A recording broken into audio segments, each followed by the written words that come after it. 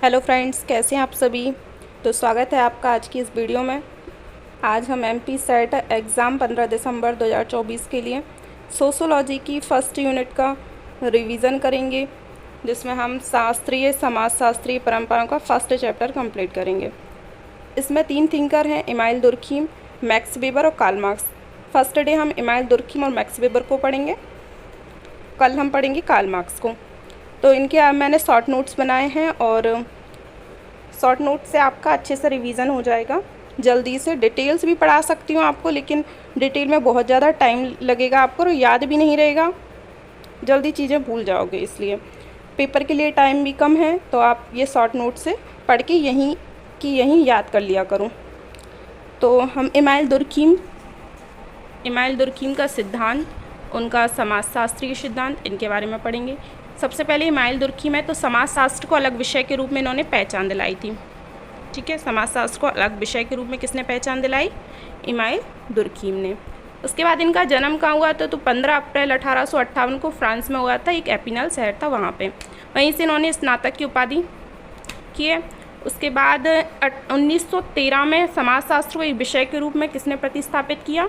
Email Durkheim ने। तो समाजशास्त्र को एक विषय के रूप में किसने प्रतिस्थापित किया? इमाइल दुर्खीम ने 1913 को। इनकी मृत्यु 15 नवंबर 1917 को हो गई, लेकिन ये इम्पोर्टेंट नहीं है।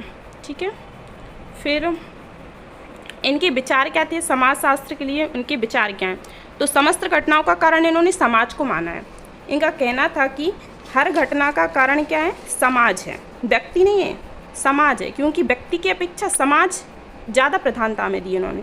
व्यक्ति कौन है? समाज की देन है, इसलिए हर घटना का कारण क्या है? समाज है।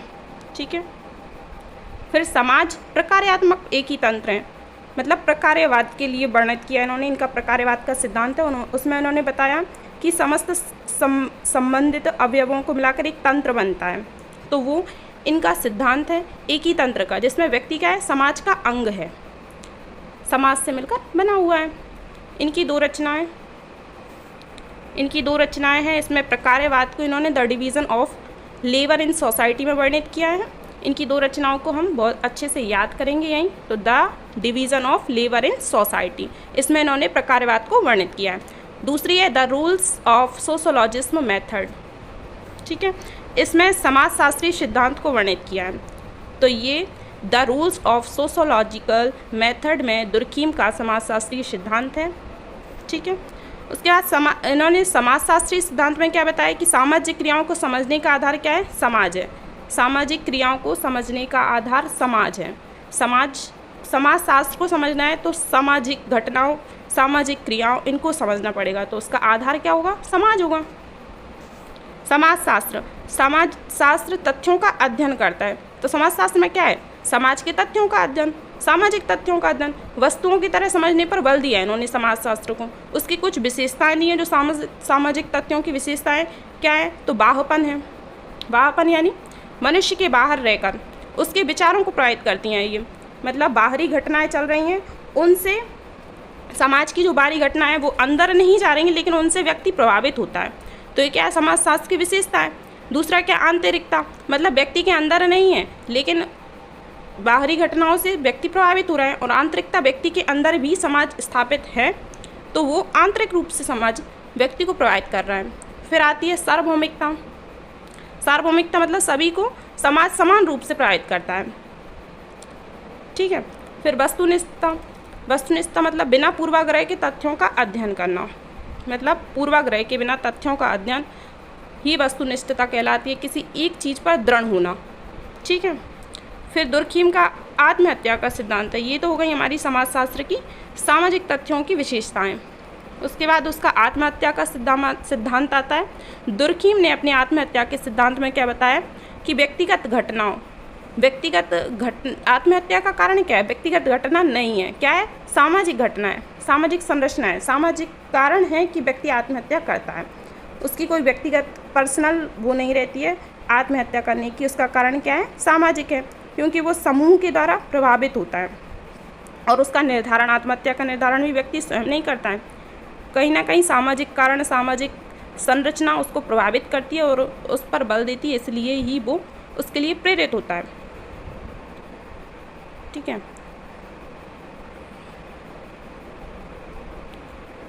उसके बाद उसके आत्महत्या का जो संबंधित विचार थे ना, उससे संबंधित विचार क्या है? धार्मिक, सामाजिक, राजनीतिक एकात्मकता जितनी अधिक होगी, समाज की धार्मिक, सामाजिक, राजनीतिक एकात्मकता जितनी अधिक होगी, आत्महत्या की संख्या उतनी ही कम होगी। मतलब ये सब चीज़ें ज़्यादा हो जाएंगी, एकात्मकता बढ़ेगी समाज में, तो उससे आत्महत्याएँ क्या होंगी? कम होंगी। तो ये उसका विचार था। दूसरा है कि आत्महत्या सामाजिक क्षीणावस्था का परिणाम होती है। मतलब आत्महत्या की दर जो होती है वो लिंग, आयु, धर्म, निवास स्थान इन सब से भिन्न भिन्न होती है।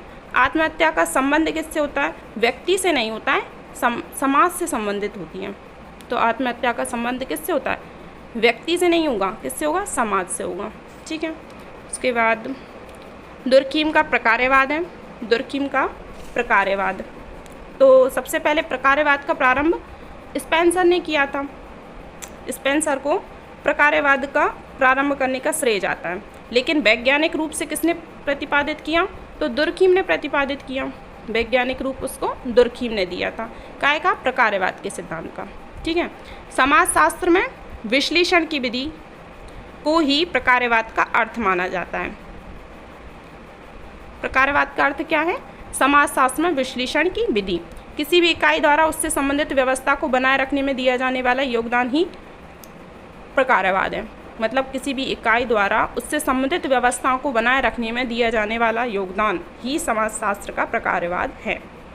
ठीक है। ये जो प्रकार्यवाद है, ये दुर्खीम ने अपनी 2 पुस्तक जो अपन ने आगे पढ़ी थी ना, ये दोनों, the division of labour in society, the rules of sociological method, इन दोनों में वर्णित किया था। प्रकार्यवाद के कुछ उदाहरण हैं। प्रकार्यवाद ने धर्म को, अपराध को और श्रम विभाजन को किस प्रकार से प्रभावित किया है, इसके बारे में उसका वर्णन किया गया। सबसे पहले धर्म को देखेंगे हम। धर्म के प्रकार्य, इसमें क्या है कि चेतन जागृत कर व्यक्ति को समाज पर निर्भरता की समझ जागृत करता है।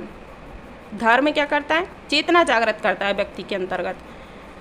फिर समाज, व्यक्ति चेतन अवस्था में आकर समाज पर निर्भर हो जाता है।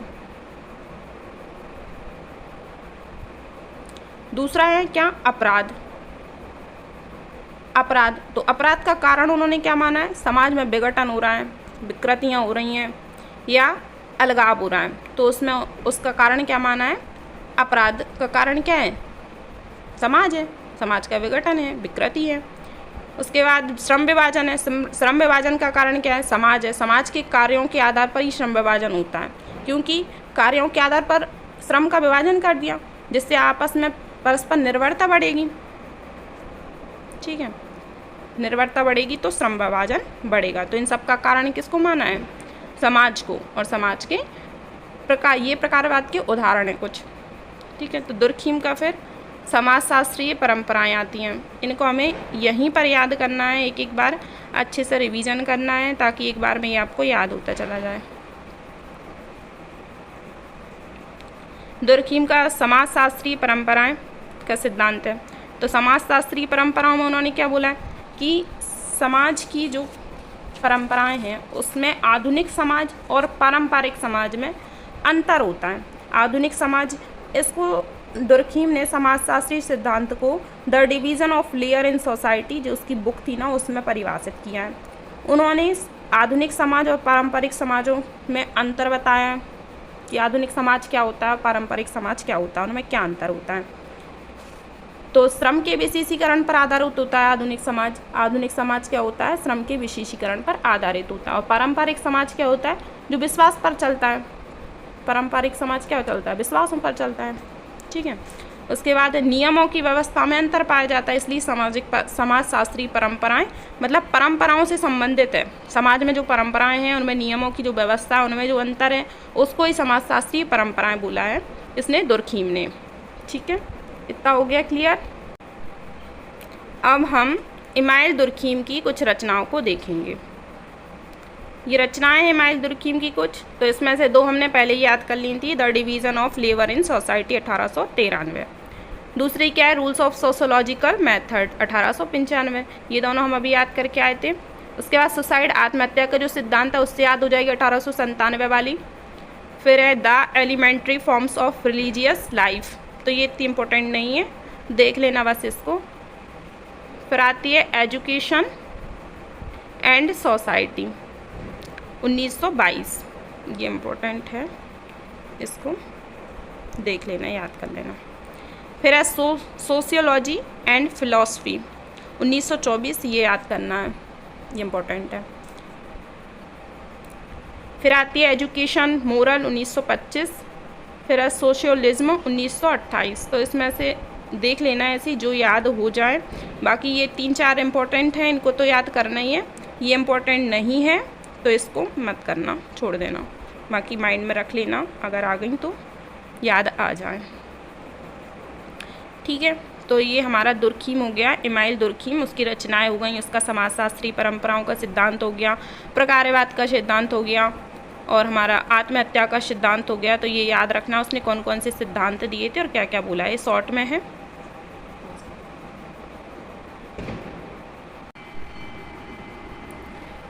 इसके बाद हमारे दूसरे थिंकर हैं मैक्स वेबर, जिनका जन्म हुआ था 21 अप्रैल 1864 को जर्मनी के एफर्टूस शहर में। ये अर्थशास्त्री, समाजशास्त्री, दार्शनिक और राजनीतिक अर्थशास्त्री हैं, प्रशासनिक चिंतक भी हैं।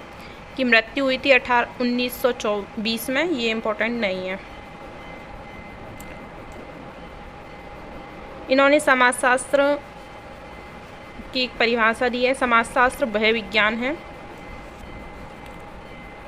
जो सामाजिक क्रिया का निर्वाचनात्मक बोध कराता है, जिससे इसकी गतिविधियों तथा परिणामों की कारण सहित व्याख्या संभव हो पाती है।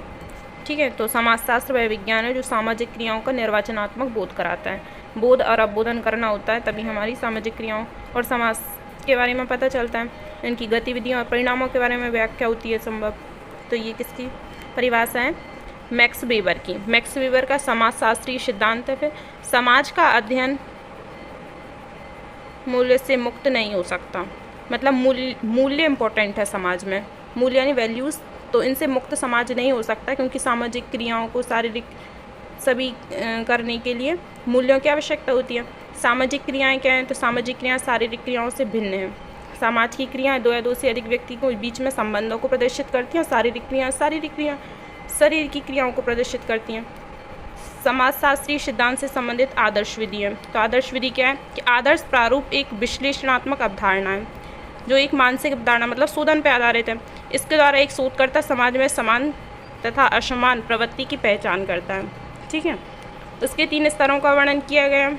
कौन कौन सी, ऐतिहासिक घटनाओं पर आधारित है ये।